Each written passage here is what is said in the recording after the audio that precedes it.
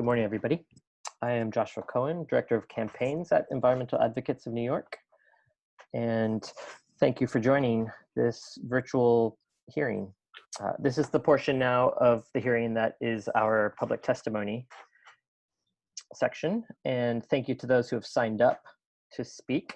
So just a few notes on that. If you are presenting testimony, please turn on your video. I would encourage you to do so if you're comfortable with that. We are recording this session and we will be submitting this recording to the DEC by the deadline of June 29th and in advance of the NYSERDA deadline on July 13th as well. So we ask each person who has signed up, and you will be called in the order in which you registered for this session.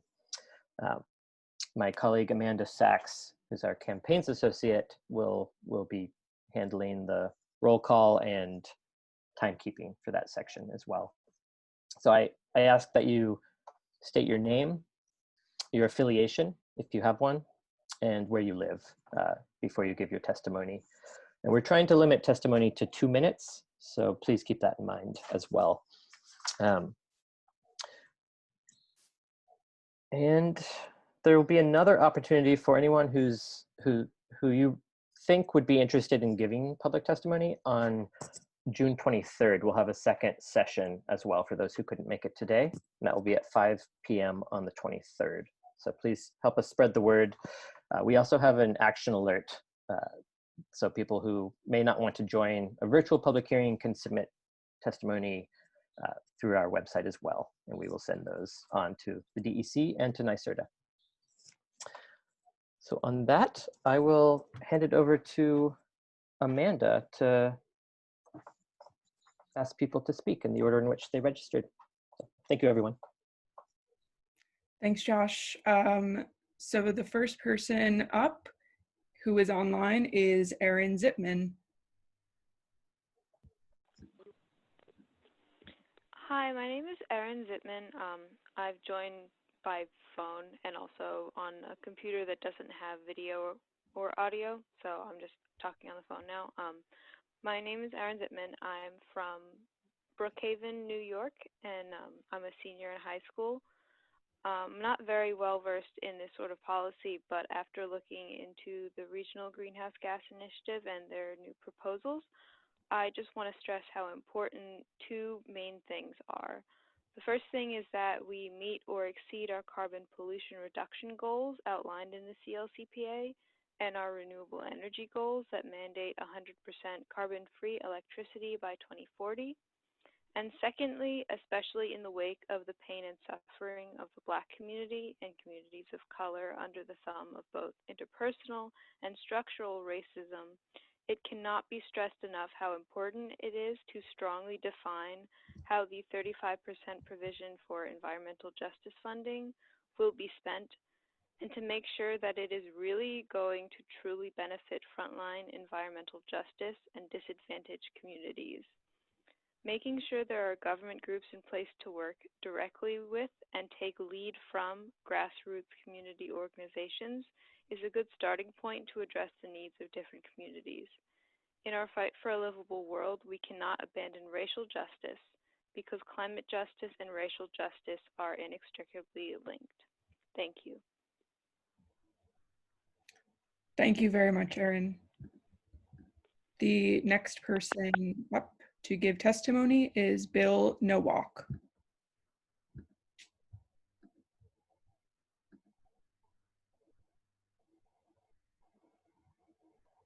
I see Bill might have hopped off. In that case, I will see if he hops on later, and we'll go to Nan Fessler.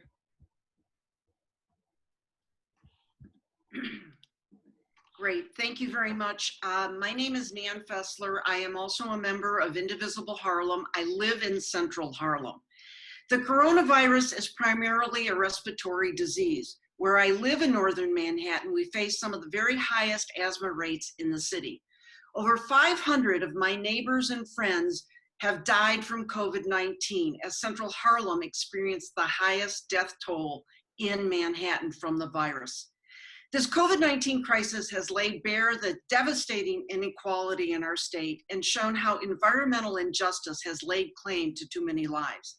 The policies and factors that put people of color at more risk from climate change, like the peaker power plants in disadvantaged communities, allowing those plants to avoid compliance from the state's carbon pollution rules. Greenhouse gas emissions and co-pollutants must be reduced so we can ameliorate the rates of asthma in my neighborhood. I support the proposal to close the loophole that has allowed certain power plants to avoid compliance with RGGI. The climate crisis also means hotter days, especially in neighborhoods like mine. We experience an urban heat island effect. With COVID-19 still with us here in New York City, how are we going to be offering cooling centers to disadvantaged people in a time of social distancing?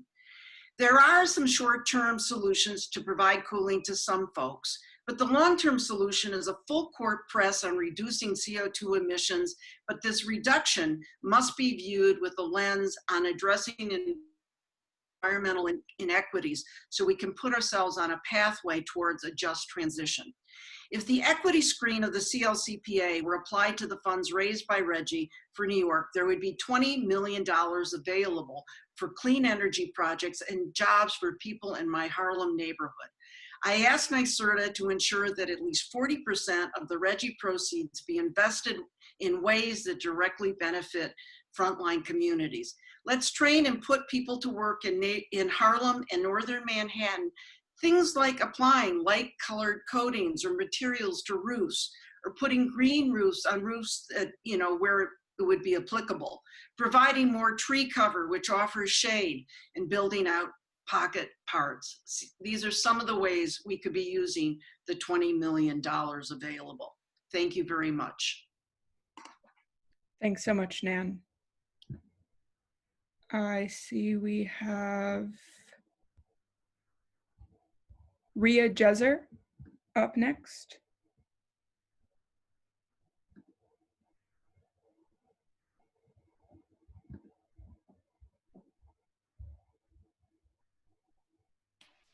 Okay, I need to unmute. Well, I didn't say I would do a formal presentation because I'm still working on it and I'll probably have it by the 23rd.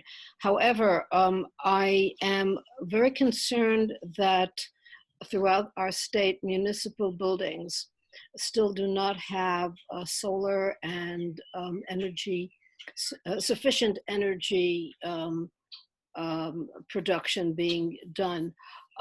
I'm looking forward to a time when all buildings will be able to accomplish that and have solar. But this may help with our goal to lower the emission rates.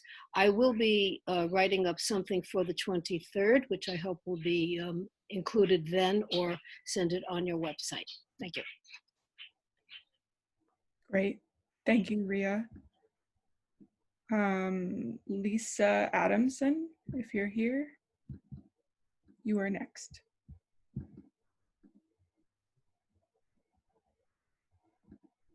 I am not prepared with a statement. I'm just using this opportunity to get familiar with all of these potential actions and regulations. But I think the former speakers, and notably the first, was really eloquent, and I support everything I've heard to date, and I'll try to get up to speed.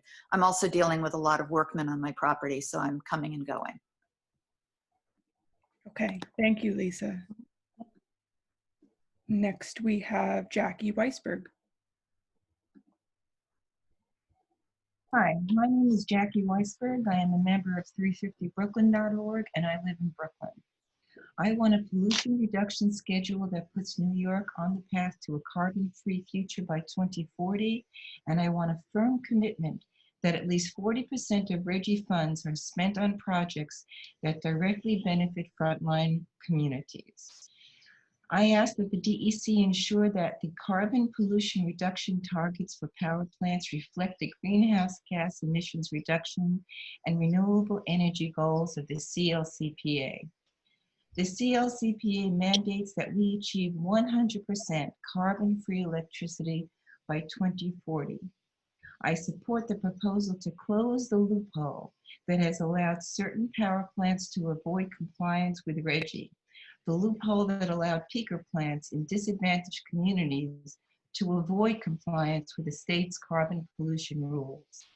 Peaker plants run when there's a big demand for energy, and they are almost exclusively located in environmental justice communities.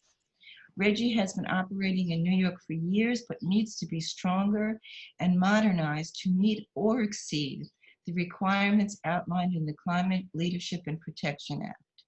The CLCPA mandates that New York eliminate the use of fossil fuels in all sectors and requires no less than 35% of the state's clean energy funds be dedicated to initiatives that benefit disadvantaged communities. The Regional Greenhouse Gas Initiative auction proceeds fits into the definition of clean energy funds. Climate change and police brutality are directly linked together because the communities who are most impacted and vulnerable to police brutality are also the same communities that are most vulnerable to climate change. When Eric Garner was killed in 2014, he stated the same words that we now have heard from George Floyd: "I can't breathe." But one of the things that's important to know about Eric Garner is that he had asthma, as did most of the people in the Garner family, including his daughter Erica, who would die after suffering from asthma-induced heart attack and a broken heart, fighting for justice for her father. Thank you. Thank you so much, Jackie. At this point, I see we have some people calling in from the phone, or if you want to give testimony and you're on the line and you haven't so far, please either raise your hand or you have the floor if you can't figure out the raise hand button.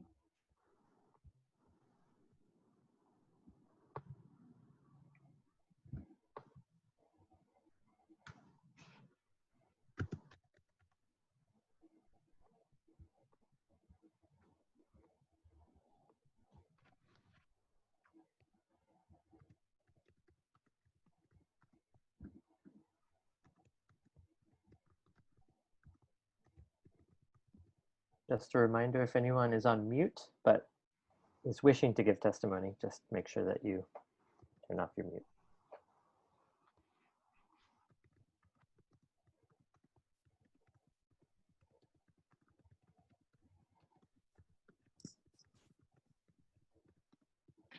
I think we should have chosen a less beautiful day to hold the hearing. Hopefully the 23rd will be cold and rainy. That's the next opportunity to provide testimony. So yeah, please help us spread the word about that session as well for anyone you think might be interested in providing video testimony. And feel free to reach out to us with questions. And as I mentioned earlier, we also have an action alert on our website that can be sent around to people who might want to provide just written testimony as well, to the DC and to NYSERDA.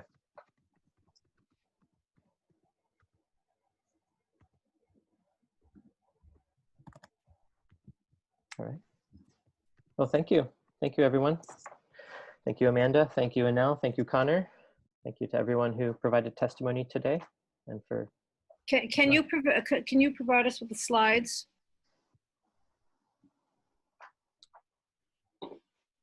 Yes, we will send those around. Thank you. Thank you. And the action alert link as well has just been added to the chat as well. If you missed that, feel free to pass that around. Okay. Thanks, everyone. Great job. Thank you so much. Thank you, everyone. Thank you. Bye-bye.